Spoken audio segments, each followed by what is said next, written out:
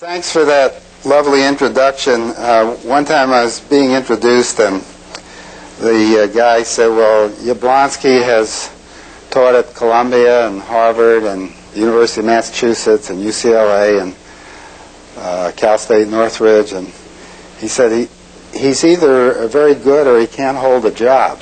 And I still don't know which it is. But I'm delighted to be here, and I completed my tenure, so to speak, at Cal State Northridge and was casting around, and I saw there was a Department of Sociology, Social Work, and Criminal Justice at East Texas State, and I thought, well, gee whiz, those are areas of interest to me, and I might try something different. So here I am in Texas, and I doubt if I'll ever wear boots because I don't have good feet, whatever that means. They look very like they squeeze your toes, but you guys probably know better than I really sincerely am pleased to be here at Sam Houston State University for a very simple and direct reason. Over the last I began my work in criminology about 40 years ago with gangs in New York and getting my PhD in sociology at NYU and working in New York City and then in California. And a concept that turned my career around for me very personally, and I'd like to share that with you, was this therapeutic community approach.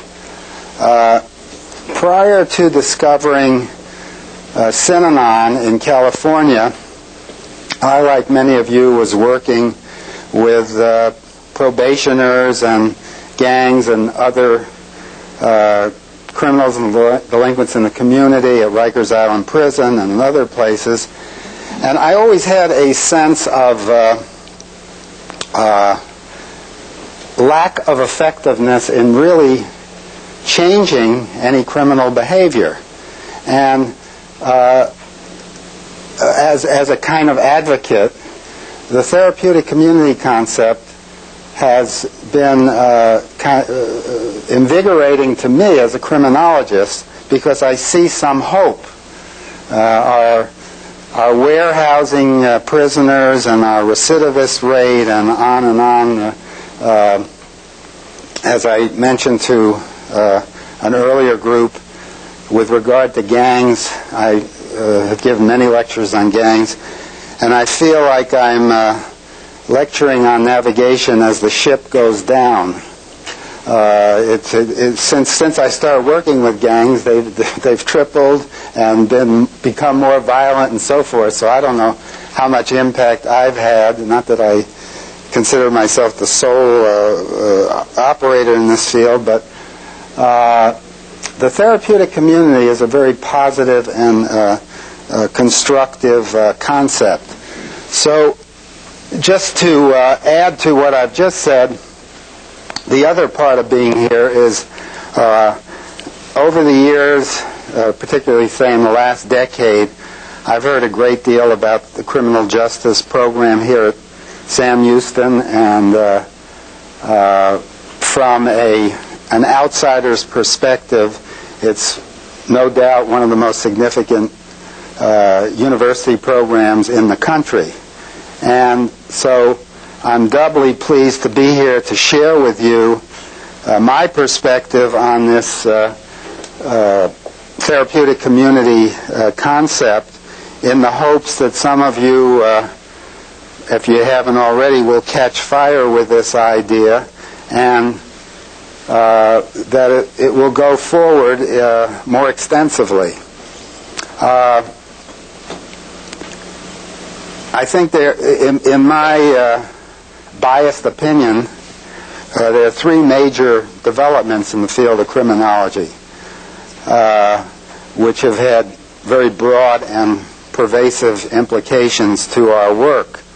The first going back to John Augustus, and some of you can correct my historical date, I think it's something like 1845 or something like that, that he, a Boston shoemaker, sort of invented probation, started taking individuals in the community. It's not working? It's not sounding good. Drop this one in there. Okay. I'm doing all right. The machine isn't. You want to get rid of the other machine, or? Oh, okay. All right. So you want to take that off me, or you? No. I feel like I'm going to be electrocuted any minute. Okay. There we go. The second major development, as I'm sure you're all aware, whether you consider it the second, but I do, is the 1899 juvenile court development, which separated juveniles from adult offenders, which I think was a significant move. The third is, in my opinion, the therapeutic community concept, which very briefly stated incorporates a lot of the positive energy of criminals in the therapeutic process of dealing with the crime problem. All of us who have worked directly with offenders, as I know most all of you have, know that there is apart from what's reported in the press and by some, and here I'm stepping on toes, right-wing Republicans, that these are all horrendous people who are evil and have been dropped from some other planet to rape and attack us, that many offenders are individuals who are struggling with their own problems. And the therapeutic community approach has some positive results because it incorporates a lot of the positive energy of offenders in a constructive way, which is something I think we've all been searching for, because it isn't we're not involved with the what I would call the medical model, where if I'm being operated on by a medical doctor, I have really no role in the operation, and I don't want to have any. He's doing all the work. Whereas in therapeutic interventions, we try to muster the positive elements of the person we're working with on his own behalf, so we can get him functioning in that context. Briefly, on a historical level, and this is my perspective on the therapeutic community approach, and I was telling some other folks here earlier at lunch or at breakfast, it began for me in 1960. I was at a UN conference in London, England. At that time I was teaching at the University of Massachusetts, and I gave a paper at this UN conference on gangs that I was also working with in New York City. And I spent as much time with my criminological colleagues as I did with a lot of criminals in Soho, who were used to hang out at a particular place called the Nucleus. And you had a range of offenders who were, at that particular point in time, not in Wormwood Scrubs prison or Holloway prison for... And so I was kind of learning a lot about crime in England. And at the conference was some notable criminologists that most of you are aware of, including Peter Legions, Don Cressy, Walter Reckless, and there was one other guy who I invited to come over with me to the Nucleus one night, a little break in the convention. And I remember at 3 a.m. walking down the middle of Soho with Don Cressy, and he's telling me about this place on the beach in Santa Monica, California, where 60 heroin addicts were no longer using drugs and were developing a kind of a therapeutic community. That wasn't the key word at that time. And I was very impressed with what Don Cressy was telling me, and he had just written an article where he applied differential association to the Synanon approach, and as you all know, Cressy was a student of Sutherland, and Sutherland and Cressy developed, well, actually Sutherland developed a theory of differential association. Cressy elaborated on it. And this all sounded marvelous, only underneath it all I didn't believe it, because in my work in New York, who was it, Will Rogers said he never met a man he didn't like. I never met a heroin addict who stopped using heroin at that point in time. So I was very intrigued with this Synanon conceptualization, and about a couple months later, apparently Cressy was invited to Cambridge, to the School of Criminology in England, and asked me to come to UCLA and teach in the Department of Sociology. And part of my motivation to go to the West Coast was related to this therapeutic community idea. And in brief, the first week I was in Santa Monica, or in Los Angeles, I went down to this place called Synanon, where there were about 60 ex-heroin addicts, and I could detect this by heavy tracks on their arms, even though they spoke rather eloquently, and that these people were not using drugs. And it seemed Senator Dodd, who later, the father of the current Senator Dodd, came down and called it the miracle on the beach. And that was the beginnings of something that I thought was very important. And of course, there were a number of social scientists who came down and wanted to see the statistics and so forth. And my response then, and to some extent today, our recidivist rate with criminals and drug addicts somewhere around 60-70%. What's the recidivist rate here? And I would characterize it as how can you tell what an embryo is going to become? It looks very promising, but we don't know what kind of development this is going to be. And it's 30 years later, and I still don't know whether the statistics are going to tell the whole story. But what I'm going to attempt to do is talk about the history and development of therapeutic communities, part of which is, my first book was called The Tunnel Back, which was about Synanon. That was published in 1965 by Macmillan and later reprinted in Penguin. And then more recently, I wrote this book, 1989, The Therapeutic Community, which is going to be available in paperback shortly. So here I was in the middle of this beginning development, and what I'd like to do is trace historically for you the evolution of this concept. We started out with Synanon in Santa Monica.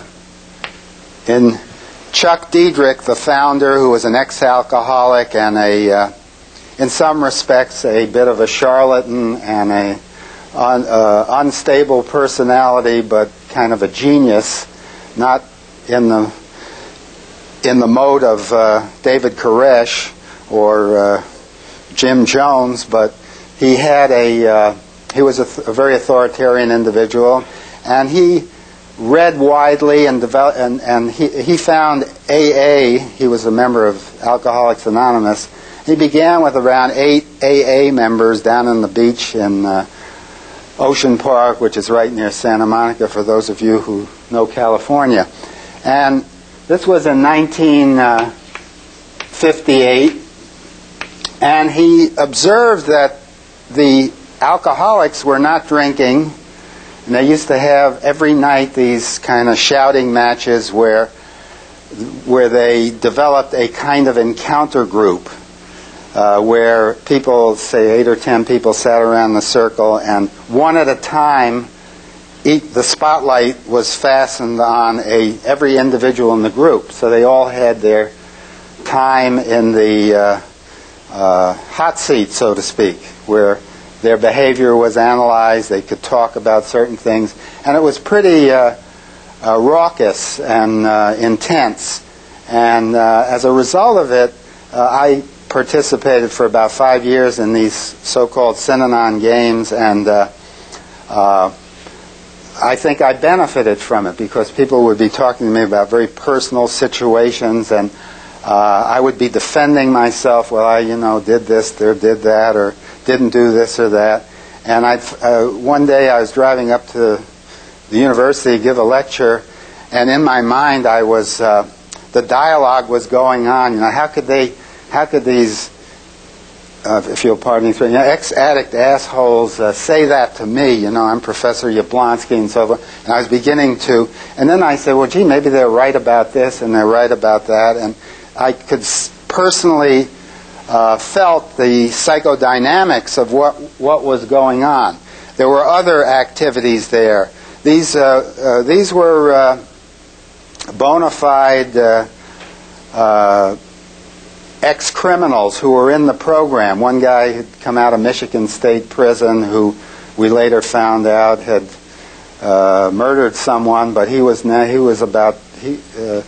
died recently, a guy named Jimmy Middleton. He had been clean for 25 years and married one of my students, actually, and she's still around in the organization. But my point is that these people began to turn around, and they would have these noon seminars where they would discuss current events, or they would read some philosophy of Emerson or Kant or someone and discuss it. And they began to open their minds up to other parts of society other than, how much dope did you shoot and how much time did you do and all the rest of it. In 1961, I arrived on the scene. So it was only in action for about 3 years, and despite the fact that it was, again, I use that term, embryonic organization at that time, they had an article in Time magazine and in Life magazine and so forth and so on. And then some people on an NIMH grant from New York, a fellow named Dan Casriel and Alex Basson, who's a criminologist from Florida State University, had a grant to explore various programs that dealt with substance abuse. But this dealt not simply with substance abuse. And those of you who've worked directly with offenders know that you can't say this guy's a drug addict and this guy's a criminal. It's very intermingled, and their family problems and so forth. So this, I'm doing a fairly rushed job on this historical evolution, and I want to leave plenty of time for questions or comments. This was transported to New York, and there was a development of Daytop and Phoenix House, which were two notable therapeutic communities. That name began to come into vogue.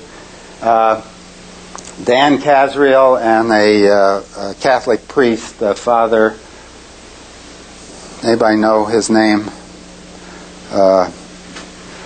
started Daytop, and Phoenix House was started by a psychiatrist who had been involved in Synanon in the same way as I was. There were a few professionals who became involved, including myself. One of them was Don Cressy. The other one was this fellow Mitch Rosenthal, who runs the Phoenix House in New York. And so these operations evolved, and this was like the seed. Some of the people who left Synanon for various reasons became, in quotes, executives in this organization. These are one notable one is a guy named Dave Deitch, who was a New York dope fiend who got in the Synanon early on, was in Daytop, and the last I heard from him, I hope he's still clean. He's 10 years a heroin addict. He's now a professor at at the University of California in San Diego. Somehow he's manipulated his way in there, but if he's staying clean, he's got a lot to offer. Few ex-dope fiends have manipulated their way into academic positions, I think, here and there. No, I'm just kidding. I think I'm kidding. By the way, personally, I have always been anti-drugs in every possible way. The simplest explanation is I have a distorted high regard for my brain, and I never want to cloud it with alcohol or drugs. And this is a position I've always taken. And this concept of ex-drug addicts helping drug addicts gets a little ridiculous because over the last 10 years I've worked with adolescents in a psychiatric hospital, and I remember there were 10 kids who were addicted who were in the hospital, and I was directing the group, and this little 13-year-old girl, I won't use her exact language, said, "Who the bleep are you to run this group? You were never an addict." And I said, "Well, I've been clean for over 60 years now. Maybe I know something of..." But she had me going there for a while because some people have gone over to that edge that the only one who could do anything about it is an ex-addict. And there has been an amalgamation of a lot of professionals who are university trained and ex-addicts in various programs.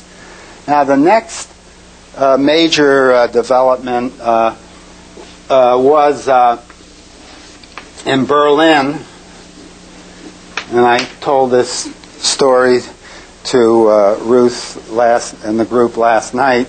I was at by the way, there is now, and I'm getting a little ahead of myself, but the TCA, which is Therapeutic Communities of America, and there's a world federation of therapeutic communities because it's now, the concept is all over the world, and there is a Euro, whatever it's called, organization of therapeutic communities, and I was a feature speaker at the conference in Berlin in 1990. And in Berlin, right near where the Brandenburg Gate was, there's a Synanon Berlin. And this was real exciting for me when I was in Berlin to see this place because I felt I had some impact in its creation. And the guy who translated my book, The Tunnel Back into German, Ingo Warnke, told a story at the conference, which I'll repeat. Because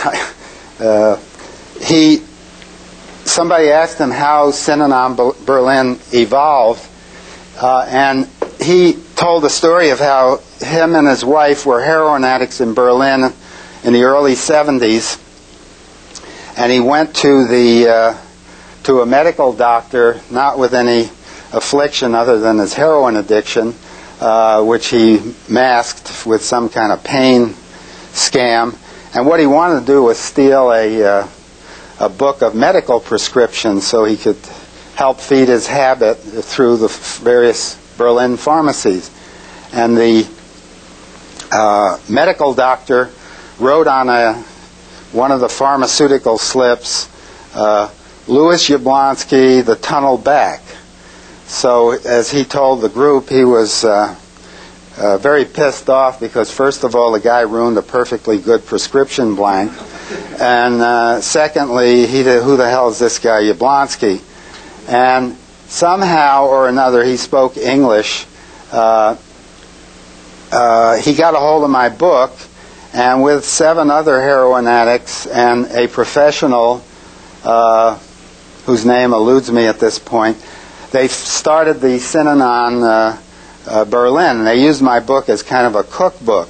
So those of you who are struggling with writing books or who or have written your books and so forth, they do sometimes have some meaning.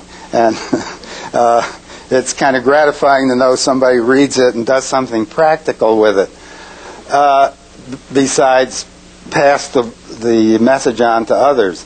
Well, anyway, at that time there were about 500 members of the Synanon in Berlin, and I recommend to you, if you're ever in Berlin, to go by and check in and meet some of these people, because it's quite a significant therapeutic community. But another development historically was in Italy, and a Father Mario Picchi, who was a priest in Rome, and was a friend of the Pope, was very interested in doing something about the problems in Rome of substance abuse. And I don't know how many of you have ever been to the train station in Rome, but it's like a smorgasbord of crime and delinquency and prostitution, anything, you name it, it's going on there. And he decided, after spending a year or so doing that, as he told me, that he wasn't making any dent in anything. And so he came to the United States and actually went to Daytop and to look at various drug treatment programs in the United States, and he heard that was a good one. And so he imported that to Italy, and my Italian isn't very good. He founded what was called the Centro Italiano di Solidarietà, which in some respects means Therapeutic Community in Italian, or some such thing. And there are now about 40 of them in Italy, if not more. I've been doing a lot of work in the last 10 years, actually, at Therapeutic Communities in Torino, Turin, Rome, Athens. There are therapeutic communities in Australia and so forth. Needless to say, the concept has gone around the world. Now, what is it about if I could condense the basic elements that makes a therapeutic community work, it would take the following form.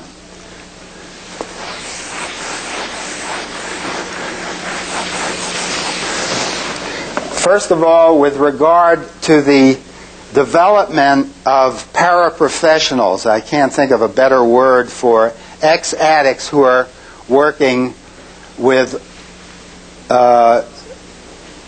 their cohorts.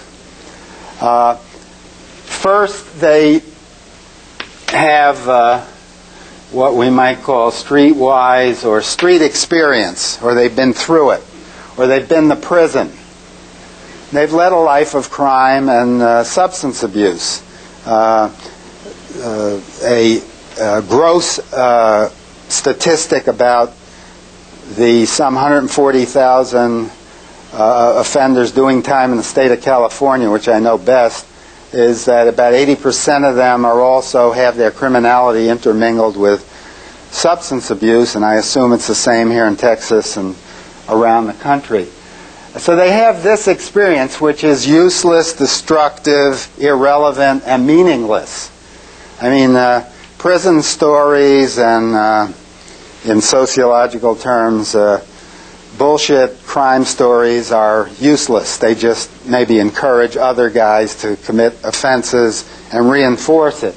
But if you take this savvy, this know-how, this course that these individuals have had, and they go through a change, which I'll get into a minute, about some of the psychosocial and dynamic elements of the therapeutic community. If they've gone through that change, they're very valuable citizens because they can impart this transformation to others. A parallel is kind of Alcoholics Anonymous, where ex-alcoholics are very often more effective with alcoholics because they've been there than people like myself who are not moral teetotalers, but I don't believe in ingesting any poison into my system like alcohol. But they know something about the transformation or the change they've gone through in the therapeutic community. And thirdly, they're staying clean. So this is a valuable kind of training process. If, in addition to this, they come to Sam Houston State University and get a degree, they're even more valuable because they've also gotten. I don't in any way negate the significance of our work as professionals in understanding crime, delinquency, and substance abuse. And a lot of people who are paraprofessionals of this sort are eager to learn and want to acquire a degree and move in an academic direction. Now, again, in kind of gross terms, and I go into much more detail in my book, The Tunnel Back, and in my book, The Therapeutic Community, and something else I'm working on now. But I would characterize the therapeutic community compared to what I'll call traditional programs in a gross sense. Probation, parole, our current prison system, where sociologically a colleague of mine who happens to be Indian said the caste system still operates in India, and if you think in terms of, let's say, the old caste system of individuals who are in one position and other people are in another position, and there's no real significant interaction going on, and these people can't become these people. So in most prisons, hospitals, you have a medical model. You have the inmates, convicts, whatever label we put on them, residents, prisoners, and you have the not the faculty, no, you have the staff, a warden, therapist, the one psychiatrist who makes that determination that this guy is really crazy, sends him over to the psychiatric hospital. And these people are, the assumption is, the very broad general assumption, that if these people listen to what they're telling them, they're going to change their behavior. And we know pretty much that this system is a failure, a clear failure. Now, it does serve the other purpose, as we all know, about corrections of incapacitation and whatever effect punishment has and so forth. But in terms of, in quotes, rehabilitation, which has become a dirty word to a lot of politicians and to a lot of people in the field of criminology, regrettably, that, nothing works. Because these guys can't get past here. The best way this was described to me was, there's a really outstanding criminologist, which many of you may know, named John Irwin. John Irwin, who's former, he wrote a book called The Felon and another book about jails in America. And he showed up in my class back in 1962 at UCLA, and I could tell he had just gotten out of the joint by the way he was walking, almost, and out of a group of around 200 students. And John went on to, he's a really interesting success story. He also was around in the early days of Synanon. he went to Berkeley at Department of Sociology, and he became a PhD, and he was chair of the sociology department at San Francisco State University. But John was sitting with me. There was a prison project in those early days, and we had a psychiatrist from Terminal Island Prison, the federal pen in Terminal Island, and a group, I forget what it was, and the psychiatrist was lamenting properly the fact that he made no inroads with criminals, especially psychopathic offenders or sociopathic offenders, whichever word you like to use. And Irwin, who had done, he was a very innovative guy. He had originated the drive-through hold-up in armed robbery in California, and he went to Soledad for 5 years before he became a criminologist. And I remember vividly John saying to the psychiatrist, the problem is that he cannot become you. This is a real shorthand way of saying something very profound, that the offender could not identify with a psychiatrist or with me as a criminologist or whatever. He was just listening to someone talk at him. On the other hand, the paraprofessional ex-addict worker is someone the individual could identify with, so that in the configuration of the TC, there is a bit of a stratification system, but there's upward mobility. In other words, within a therapeutic community, a guy can come into the organization running from all orifices and just out of prison or whatever, and start at the bottom of the organization, and he knows, for example, in the early Synanon, I'm thinking of a guy named Jack Hurst, who was kind of a motorcycle gang, heroin addict, I'll use the more polite term, screw-up, who was now a significant figure in the early Synanon. So this guy didn't believe, that this guy, who he knew, who he had scored with and so forth, was sort of acting like some kind of an administrator and doing therapy and staying clean and so forth and so on. So there was some role models that the individual could emulate and change his position in that social system and in the larger society. So as of now, as we speak here, what is it, September 23rd, 1994, I think is correct. I looked to my associate here who's been guiding me through the Beto lecture series, whatever this is.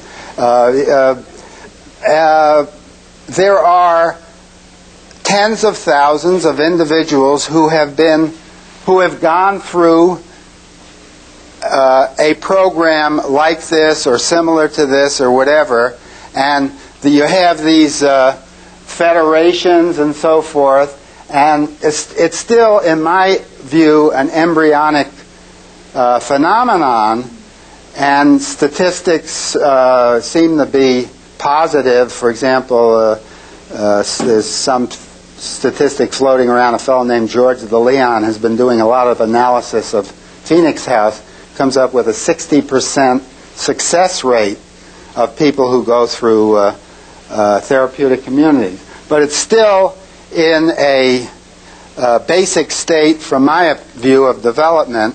And what's interesting to me is to go over to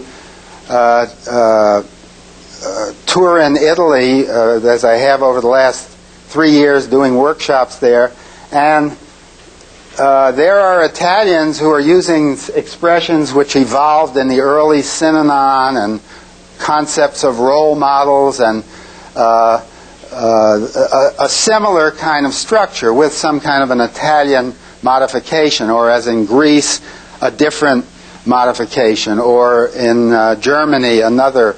And we have, as you know, several hundred TCs around the country, all of them with some kind of slightly different emphasis.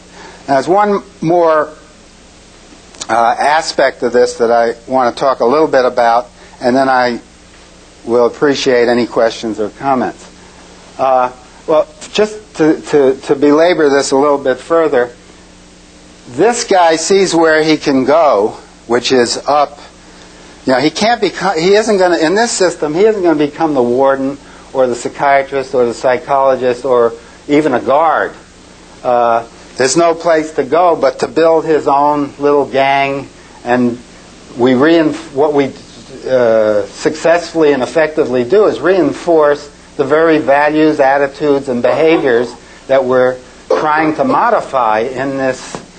And I'm not detracting from the need for incapacitating certain individuals for a period of time, or the impact, which is a highly debatable one, of punishment. But here, he has some place to go. He can become the coordinator. You have varying titles in therapeutic communities. He can become a member of the board or whatever.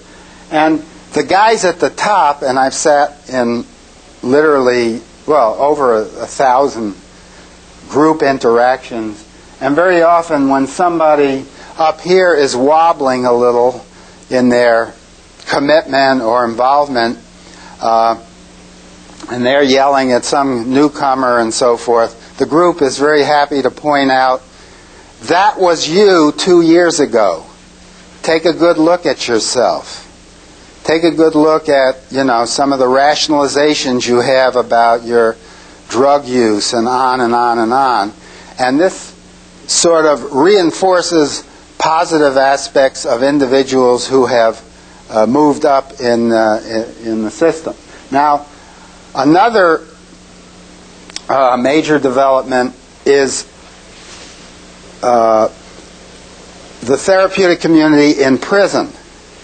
And I found some old clippings. The first prison project which I was involved with Synanon was the Nevada State Prison. Actually, the first one was the Terminal Island Prison. And some of the people in Synanon went over there and ran groups much like AA does in prison.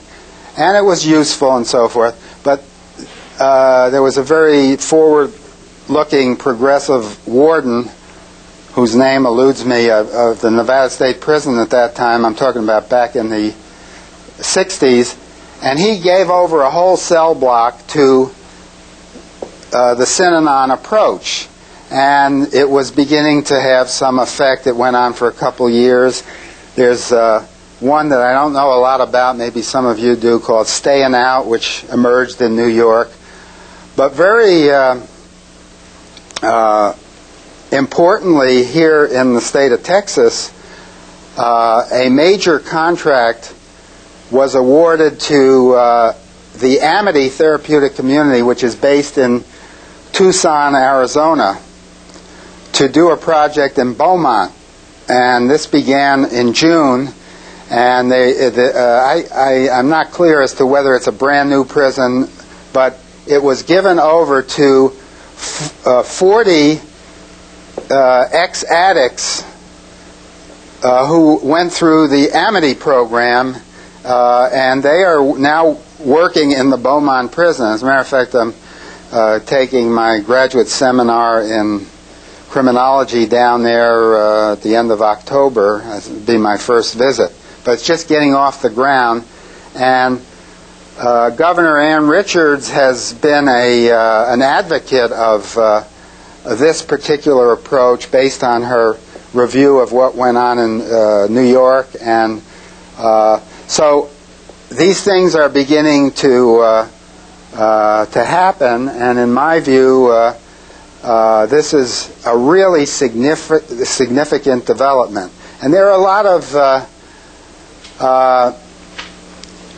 critics, appropriately so, social science critics, and what are your statistics and so forth and so on.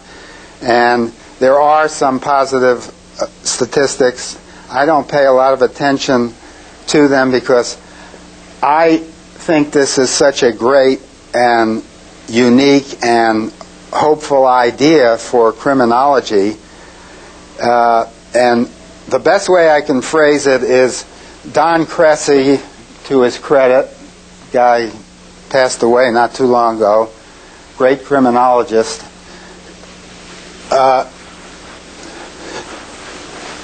in a very important article that was published, I believe around 1962, where he applied differential association to the Synanon approach, said when criminal A helps criminal B, criminal A is helped.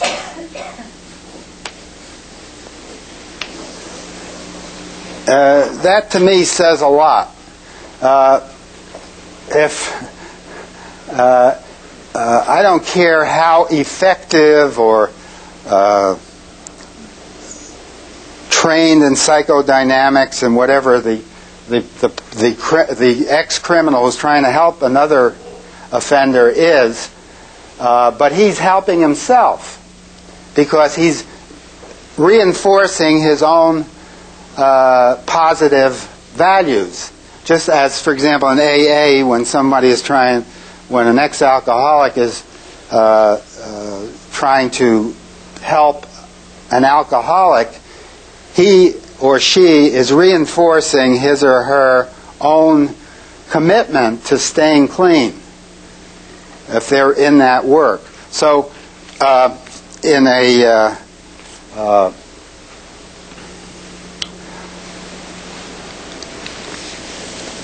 one way of putting it is if we got all the 1 million guys doing time and women doing time in the United States trying to help other people stop using drugs and committing crimes, which is of course pie in the sky and not possible or feasible, we would have them functioning in a very useful occupation, and they, as part of this process, would have to stop hitting people over the head and using drugs and so forth themselves.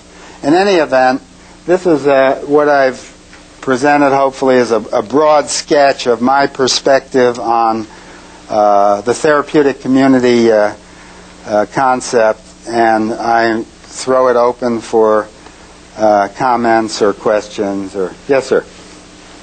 Yeah, your model you know, presented. Obviously, you feel that the TC model is much more effective in a prison environment. Is that a practical model, though, given the system that we're operating under? The second part of the question is... Well, let me just hold that one for a minute, because that's a big, important complex. And the question is a little misstated. I'm not saying that it's best in a prison environment. It's better in the outside community, which is where most of the therapeutic communities operate. We're now beginning to experiment with it in prison. Okay. And that's where my question comes in. Okay. How practical is this in a prison setting? Given, I can see this working in a privatization concept where, say, TDC contracts with private groups, such as you have mentioned, bring them in and do the work. But to do that on a massive scale is probably a bit impractical politically. So my question is, why can the traditional program not be taken and convert it into a TC model? You mean, I'm not clear about the last part, where the prison... I would say TDC. Well, what do you mean by TDC? Texas Department... Oh, okay. Yeah, okay. Say, Texas Department of Corrections uses the traditional program, but instead of hiring people with PhDs, MAs who are clean, hire former addicts to work with those in prison. Okay. Well, that's exactly what's being done in Beaumont. Now, there's one other wrinkle to it which is really important. The experiment in Beaumont, we'll call it an experiment because it's what you just described. There are 40 personnel who are mostly ex-addicts, and in some respects I'm a consultant to, even though I haven't been down there yet, I'm going. And they're working with, at this time, 200 guys, and they're going to be 400 in that facility. But let me go back to the California project. In the California project, I don't know how many of you know the R.J. Donovan prison. It's near San Diego, and it's important to sketch this. This is a prison within a prison, and I really don't know anything about TDC in terms of whether you have something similar. But there are and they're not cut up like pies, but there are 5,000 inmates roughly. There are 5 separate prisons with separate administration. There's one warden overseeing the whole, or director of, and within each of these, there are 5 cell blocks with about 200 inmates. And these are all separated for a variety of reasons, security. And now, the Therapeutic Community of Amity, which has been around, I think, for about 10 years, and actually is a spin-off from the original Synanon. In other words, some of the the 3 people who are directing the Amity Therapeutic Community in Tucson all were in Synanon, and that's how this is the way it's been going. And they have, I think, around 500 people in the community of Tucson, and they do work in the jail. But they got this contract to go to Beaumont, and they through California Corrections, and they have a cell block of 200 guys that they are working with in the prison. Now, it would be truly, in my opinion, absurd to try and install a therapeutic community in a 5,000 place, and it may even be, we'll know in a few years, to take a particular prison and just have that as a therapeutic community prison, so to speak, within the Texas system. I don't know whether that's going to work or not. Maybe it will, maybe it won't. Now, in the California corrections situation, you asked a question yesterday about the voluntary aspect of a therapeutic community. Well, these guys are not just thrown into this cell block to participate in the therapeutic community. They have volunteered from the overall inmate population to get into this program, which is run by ex-addicts. I've been down there over the last 3 years. I get down about once a month and I run a psychodrama sessions. But what my point is, these guys, you can raise the question which often comes up with, what if they don't want to come or they don't want to do it? Well, I don't know I have no answer to that. At first, the rest of the prison looked upon this as, these guys are just a bunch of snitches and rats, and they're really, they were very suspicious. Interestingly, I was in Torino in June, and they are starting a prison project. And an interesting story is they are working in a special cell block of this prison in Torino, and downstairs were some real Italian mafia, and one of the guys, a woman, by the way, is directing that project, and a woman is directing the one in California, which is has other implications, and it's quite interesting. And so this this prisoner who had to wear prison garb said he was, who was a mafia chief of some sort, said he was going to shut it down. And this woman who happens to be a social worker who's running the TC in the Italian prison was kind of frightened because he accepted being incarcerated, but within the framework of the prison he had a lot of power. So it's a long, complicated story, but she went to see him. You know, she asked for an audience with this mafioso, and he didn't like that they could wear their own clothes and they had better food, and he thought it was unfair, and he was recalcitrant about responding to her. And finally she said to him, sort of La Familia, she said, do you have any children? He says, yeah, I have a daughter, she's about your age. And then he sort of said, okay, you can do the program.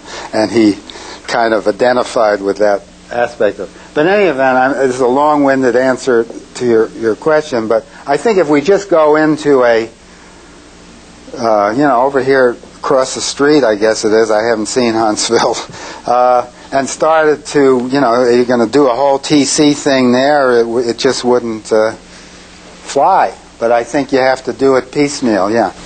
One of the criticisms that I've heard of the Synanon program is that it institutionalizes a lot of abuse, especially for people who are entry-level in the program. They've got to be totally humiliated or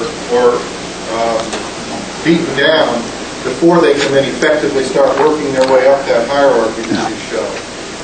One of the concerns that I have about something like that being institutionalized within a prison, with an inmate population, is that reinforces this use of power, abusive power that I think we need to get away from. That we need to really start trying to think of other ways of empowering and not institutionalize the process that Synanon uses. And do you see that happening? But use it, I just want to say, Synanon used in the early days. Right. Yeah. Well, let me give you my perspective on that, because I totally agree with you. The abuse of an individual and so forth and so on, and there were, without any question whatsoever, abuses in the early Synanon days, and there was an extreme kind of attack therapy, is what I labeled it in my Tunnel Back book.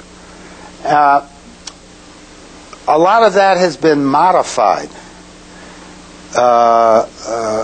drastically.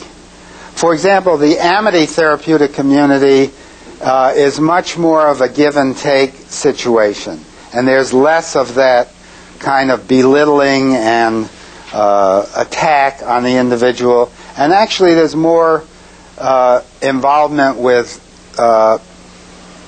more positive goals and directions and work things. So I fully agree with you that was in the early days, and also no sense I absolutely would not defend what happened in the original Synanon, which, by the way, is no longer in existence. Chuck Diedrich is about 80-something, and he's in a wheelchair, and he's living up around Fresno or somewhere around there. And but it's taken a lot of different approaches. The concept that I describe of the ex-offender is still significant. And for example, in Italy, there's legislation where there was a concern about what you're talking about in terms of some unstable people perhaps having excessive power, and they passed a law that their therapeutic communities, I forget the thing, it's something like at least 40 or 50% of the staff have to be university-trained professionals.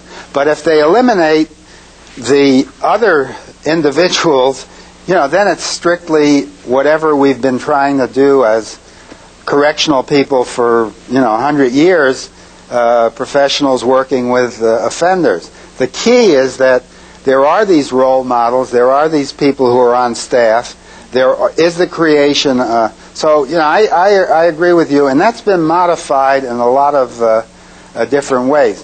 For example, the best example of this modification that you're talking about, which is an important one, is Amity. And what they have is what I refer to as a troika. Instead of having one person who very often gets drunk with power, having all these new people come in who are wet behind the ears, and there are two women. One is an ex-addict. The other one's her husband, who was I forget his degree at Berkeley, and another woman who was in Synanon. So there's a lot of because without again belaboring it, Synanon went crazy in the 70s. Chuck Diedrich went off the trolley track, and he did a lot of weird things, not Koresh to that extent, but there were some manipulations which were rather grotesque, and they kind of went out of business, maybe partly as a result of that.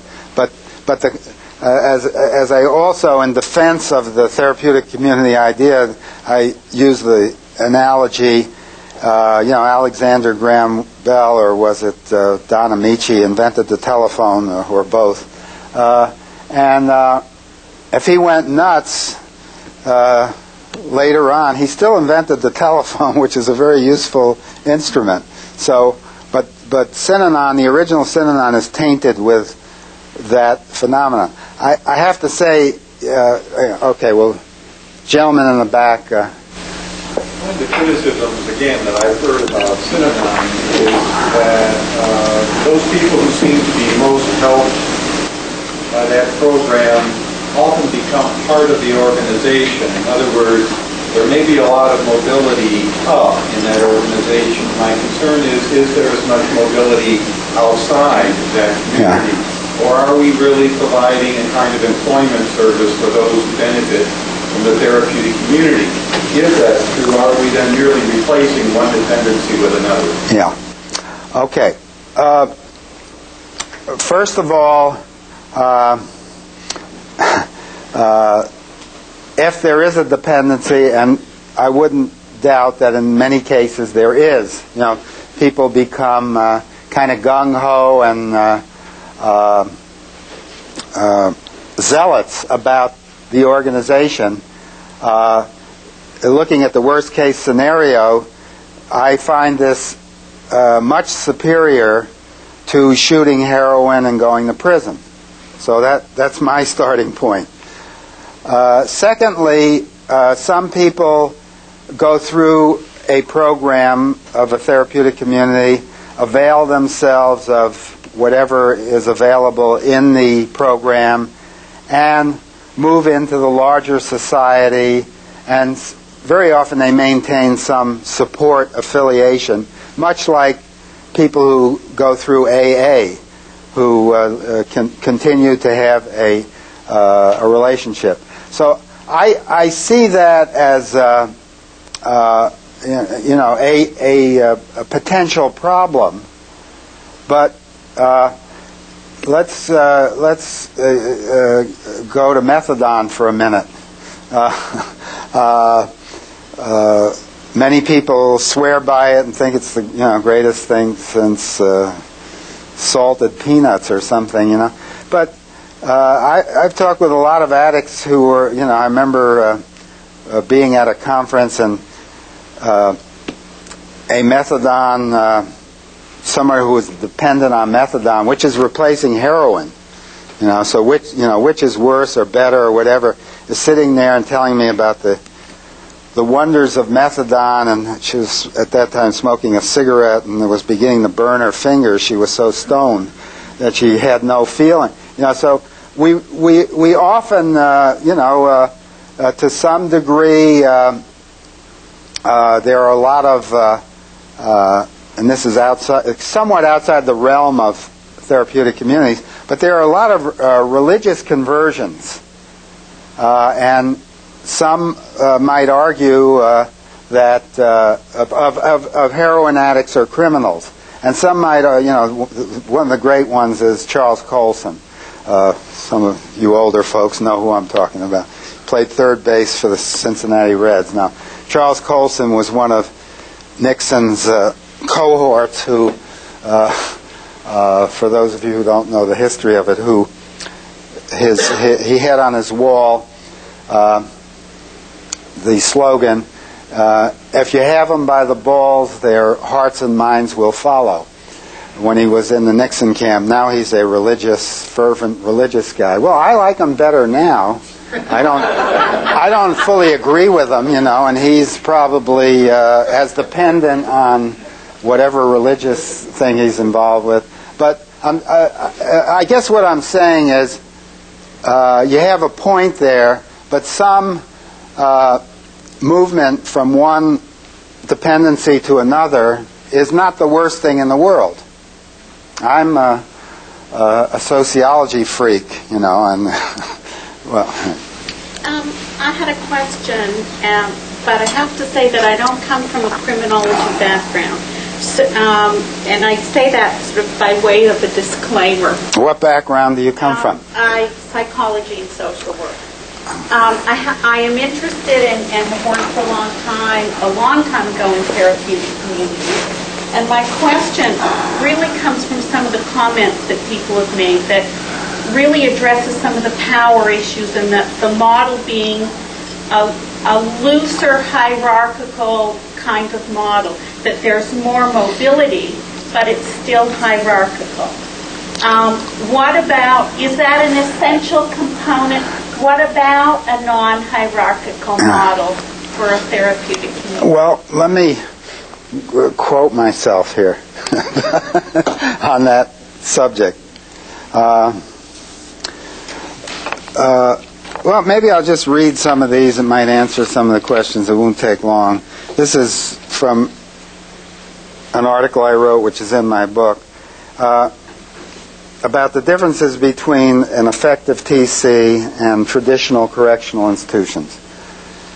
There's a qualitative difference between indoctrination in the TC and in other settings. The contractual arrangements for therapy and the prospect's expectations of success are different. The indoctrination of the prospect by people who have themselves been in the newcomer's shoes and have succeeded appears to be a significant element, providing the newcomer with a role model. Also, in quotes, the indoctrinator, that is, and we in psychology and social work, that first meeting is very often significant as to what we're offering and what they can hope to expect. Also, the indoctrinator sees where he or she was on looking at the newcomer, and this is valuable for reinforcing personal growth. I think there's a typo here. Anyway, point 2. TCs, which addresses your question. TCs provide the possibility of upward mobility, whereas most institutions are caste systems. Becoming a TC member provides incentive for changing one's negative attitudes to anti-drug, anti-criminal motivation. Now, digressing here a moment, something I've never, haven't even mentioned. If you go out in the big yard over here at Huntsville or San Quentin or R.J. Donovan, what are they talking about? Talking about old scores and new scores and drugs they've used and haven't used and so forth and so on. This is not allowed in a therapeutic community. Not that it's, that it's Big Brother, but people are told that that's not what we're going to be talking about. So this in itself has some power. The TC resident can, with proper attitude and behavior, achieve any role in the organization. So the motivation for moving up in the hierarchy is changing your behavior and maybe not fully on an underlying level, absorbing it, but talking the talk, where the walk may follow. They say, people talk the talk, but they're not doing the walk. So the motivation for coordinated with upward mobility is overt changes in the individual in a positive direction, and that's how they move up in the hierarchy. So the motivation for change is access, or the likelihood or the possibility that you can move up in the hierarchy. And without a hierarchical system, there wouldn't be a motivation to change behavior? I haven't thought a lot about that. But I think it's important. I got to tell you, I mentioned I've been working. I've worked in several psychiatric hospitals over the last 10 years, and in a group of cocaine addicts, there was a newcomer. So the group kind of said, what are you doing here? What do you want from this hospital? He had Blue Cross or Blue Shield or whatever, he's in the hospital. He said, I've just been using enormous amounts of cocaine, and I came into the hospital to reduce my habit. He says, I want to use less. It's getting too expensive. He said, I'm not here to stop using cocaine. I'm here, of course, everybody laughed at him and kind of pointed out a few things to him and so forth. So some individuals come into therapeutic communities. They're tired of running. They're tired of going to prison. They don't want to work themselves up in the hierarchy. They want to get clean. And the ballpark figure is it takes about a year or 18 months to change the attitudes which reflect criminal addict behavior, at least. And not everyone becomes, a big macher in the system, or is shooting for that, or they want to. I remember another experience I had a long time ago in the early Synanon, and there was this. Actually, interestingly, or not interestingly, he was from Houston. There's a young guy named Candy Latson. He was about 22 years old, and myself and I think Cressy and a few other people were talking about what constitutes mental health, and we were trying to define what mental health is. And I remember Candy said something which I thought was very pertinent. He says, mental health, whatever that shit is, when I get some, I'm getting the hell out of here. So not everybody is shooting for the president's job or for the upward status. Yeah. On that note, one of the problems that the therapeutic ideal has had has been his ability to prove success. And that certainly influenced the way the pendulum has swung for quite some time. How is success measured? And you mentioned a number 60% earlier success rate in one program. To me, the return to the therapeutic ideal seems to rest on that one. Yeah. I have no persuasive answer to that question at all, really. The best I can come up with, and I know what you're saying, and I know where you're coming from, and I agree with you.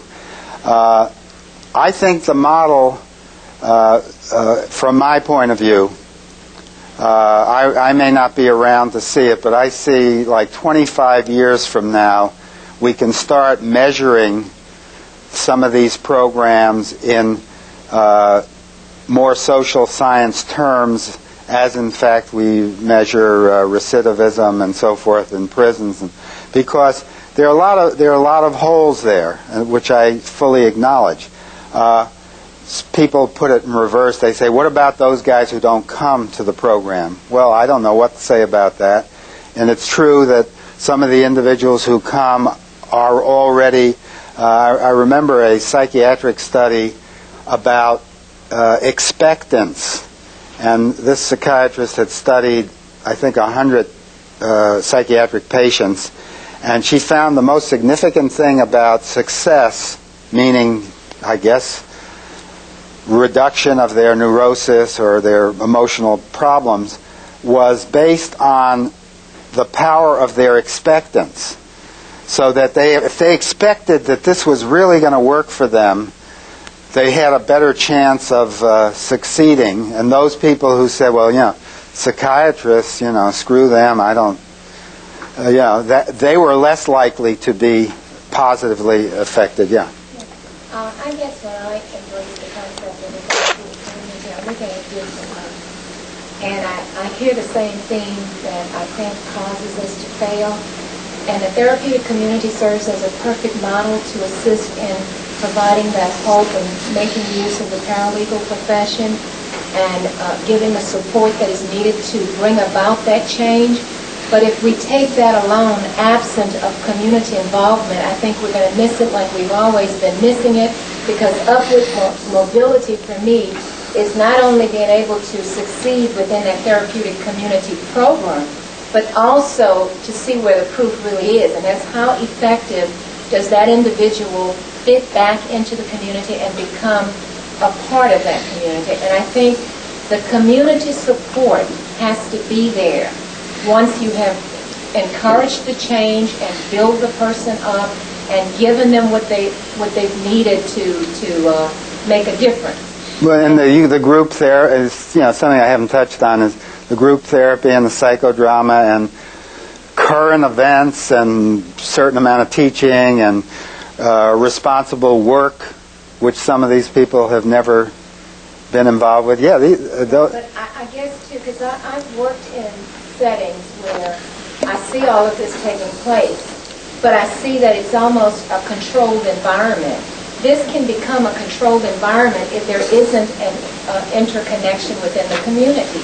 And I think if all we do is create another controlled environment without bringing it into the realities of and the involvement of the community, we're not going to get anywhere with it. Well, most therapeutic communities that I know of, and I'll be pompous and say internationally,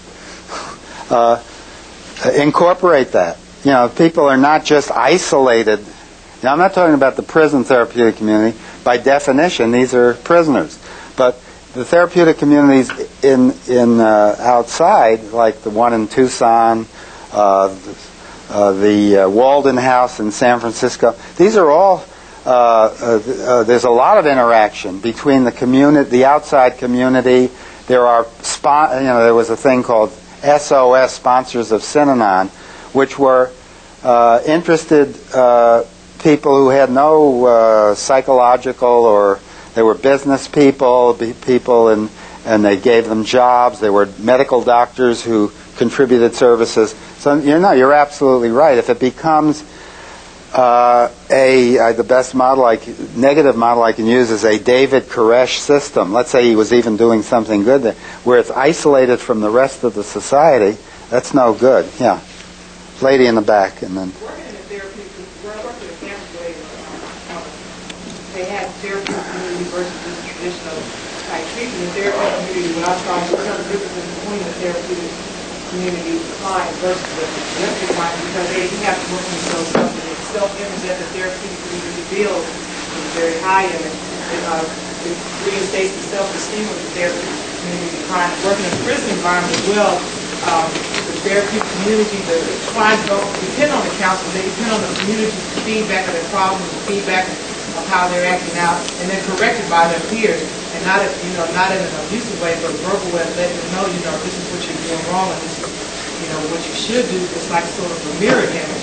And I found that I appreciate the therapeutic community versus the traditional, because the clients see where the hierarchy of the client, they're more or less the role model, and the client, once they become in the hierarchy of the program, and they continue to remain in the program, they can kind of see to the newcomer, I understand, I've been there, and you can get where I am, just keep working your program and doing what it takes to make this therapeutic community successful. Right. Let me respond to that, and then I'll go to the gentleman in front of you. Something I haven't really talked a lot about is the psychological therapeutic impact that therapeutic communities have, which is highly significant to what's transpiring. And I remember talking to this one guy who, was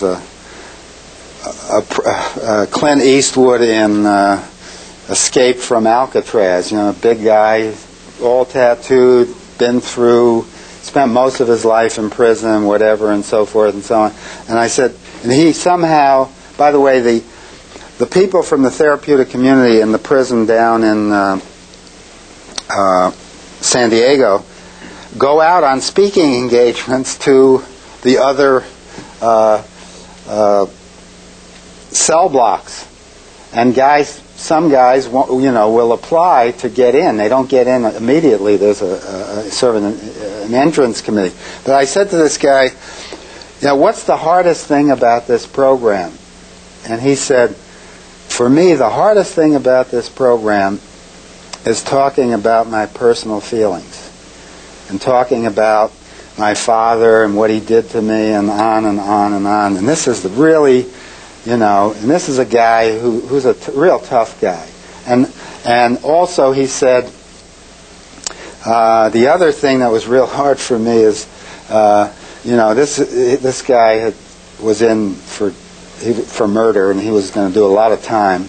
And he says, I had a pretty good reputation out on the big yard. I was known as a important, whatever you guys can fill in the words. And he says, I've had to give that up, to be in this program. And one Mexican American guy said, he said, the hardest thing for me is, he says, in my community, in my neighborhood, you don't put your business out in the streets, which meant, you don't talk about what's really bothering you. You maintain your machismo, you maintain your tough guy. And this is what is dominantly reinforced, regrettably, in our prisons. Now, when they get into the therapeutic community situation, they got to start talking about these things. And then you got some guys, one of the things I do is psychodrama, and I have I have quite a few videotapes of sessions. And the general community, sort of 3 strikes and you're out community, doesn't see this side of the offender. People who work directly see it. Here's a guy, a very tough guy, and I almost could not believe the things that his father did to him, which included his father's approach to discipline was to put his hand on a hot stove. He hung him up with his arms. He threw him out of a car. He had, and one of the other inmates who was in a group with this guy said, tell him about the bee stings. Somehow some bees, all sorts of. So as most all of you know, with whatever, including the worst pedophiles and whatever, these are abused children underneath all this. And if there's going to be any correction or resocialization, we have to deal with that in some fashion or another. We have to deal with it, otherwise the cycles continue. So this is an important part of what happens in the therapeutic community, where there's an opening up with each other. And the formal program, let's say the one I know best is in San Diego, is important. But what these guys are talking about, they're together 24 hours a day in the cell block. What they're talking about with each other and what they're beginning to share and what they're beginning to get into is most important. It's not just moving up the ladder. Certainly, I don't mean to intrude here since I am a guest, but I think I would be disloyal to the community that I represent if I didn't mention that only 14 miles from here there is a therapeutic community in existence. It's a program designed for those with a dual diagnosis, that is, they're both addicts and they also have another mental or physical illness. I've got a total of 160 75 people on the unit. The program has been in existence since January. I'm operating this with a staff of 30 people, none of whom have ever been participants in a therapeutic community previously. Are they ex-criminals or addicts? Or? No, they are not. They are drawn from traditional modes of treatment. They have been given indoctrination into therapeutic community procedure. None of them have ever been a member of a therapeutic community previously.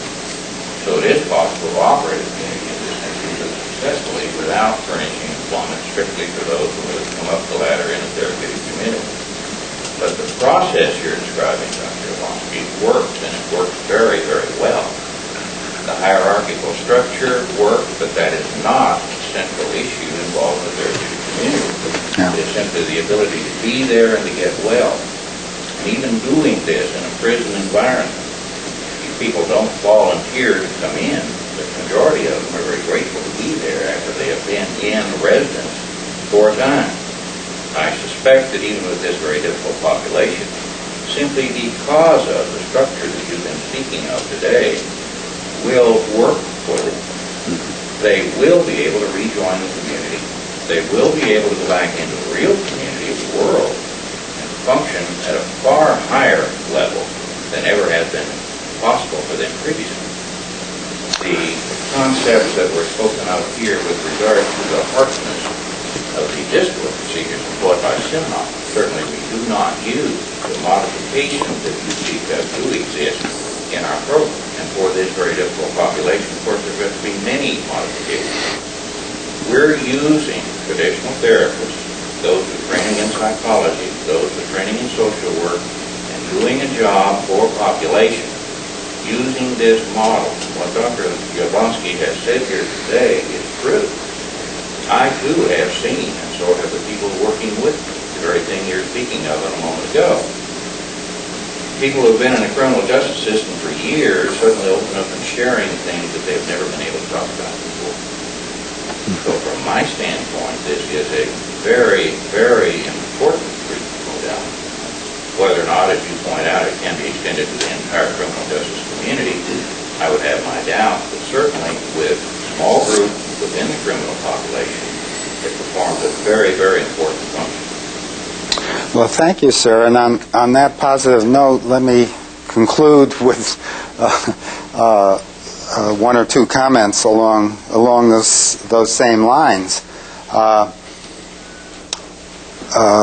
First of all, in my travels with therapeutic communities, and without even knowing the name of yours, I would include this, that there are just a variety of new developments in this direction, and they're really important. And are they going to totally solve the crime problem? No. But we have, as the latest statistic that I recall, somewhere around 1 million people doing time in the United States, and we have a lot of offenders out in the community. And if we can make some dent in that population, and we can modify, not all of these people are going to work in a therapeutic community. I'm sure you've seen some guys that you want to hire who have gone through the program, and I was invited in June by the Ministry of Justice of Japan to give a presentation and to talk about therapeutic communities with the possibility they really don't have anything going on there. And it was a very interesting week for me. And some of the simplest things that we're doing is a revelation to them, in terms of, for example, I visited a youth center for delinquents, and I mentioned this point. The guy said some of our kids run away, some of them are get turned around, so forth. So I just said, why don't you hire some of the young people who you find really work in the program and evolve and change their behavior and so forth as staff. And the guy thought, I could see the light going on in his head, just a simple thing like that. So there's a generalized modification of philosophy here in terms of how we work with and try to correct offenders. So I again thank you for inviting me here. Is Mr. Beto here? I guess I feel some historic connection with him and his father, and thank you for coming.